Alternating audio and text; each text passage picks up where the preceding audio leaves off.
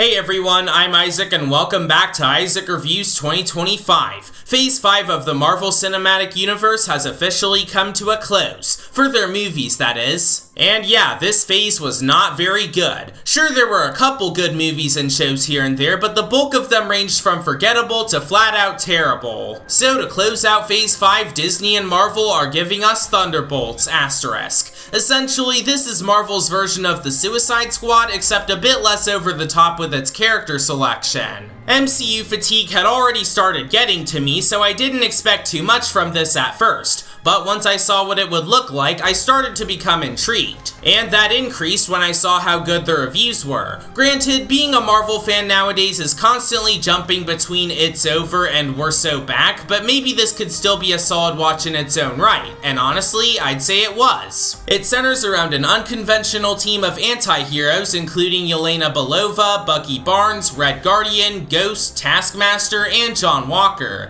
After being ensnared in a death trap by Valentina Allegra de Fontaine, they'll have to partake in a dangerous mission that forces them to confront the darkest corners of their pasts. Despite this coming from the MCU, Thunderbolts feels more in line with something from A24, partially since its director, like others who've worked with Marvel, is an A24 alumni, and as a result, this is definitely one of the most unique films we've gotten from the MCU. And that's especially true about the writing and characters. It presents some really well-handled and relatable themes about moving on from trauma that make for some interesting character moments while providing the film with a solid emotional core. And it's able to balance the more emotional moments with some surprisingly good humor. The characters work off each other really well with some sharply written and dry-witted dialogue that was able to get me to laugh a few times. Speaking of which, this is a very character-focused movie and all of the characters are great, except for Valentina, but you're kinda supposed to hate her and they definitely succeeded in that regard.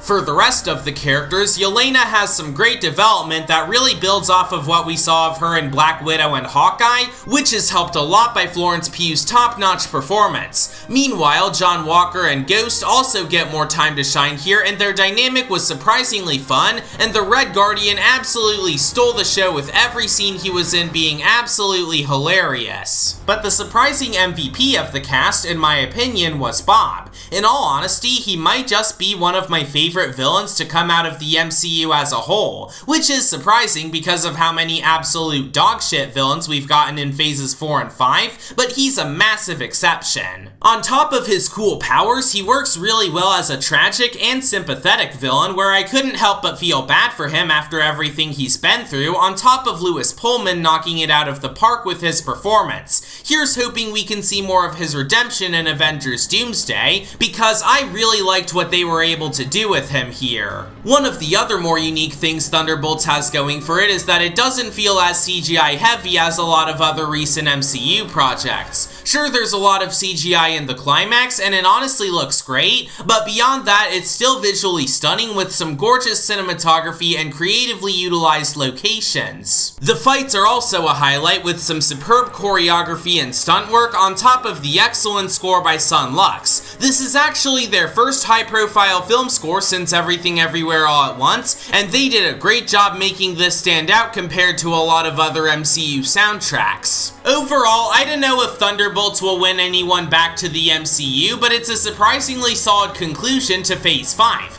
The action, characters, writing, and filmmaking were all great, and it's definitely worth checking out if you're able to. We may only be 2 movies away from the next Avengers, but with the exception of Brave New World, I think the MCU might be starting to find its footing again. I hope they can continue to stick the landing with Fantastic Four First Steps and Spider-Man Brand New Day, because even if a lot of their other recent movies and shows may not have been very good, it's clear that they can still turn out some good stuff. So that's why I'll be giving this an 8 out of 10. There's no asterisk for that opinion either, it's just a really good movie. Next time, I don't know what I'll be talking about. The next high-profile release is gonna be Final Destination Bloodlines, which honestly looks pretty cool, but I'm trying to reevaluate my strategy with what I review, so I guess we'll have to wait and find out.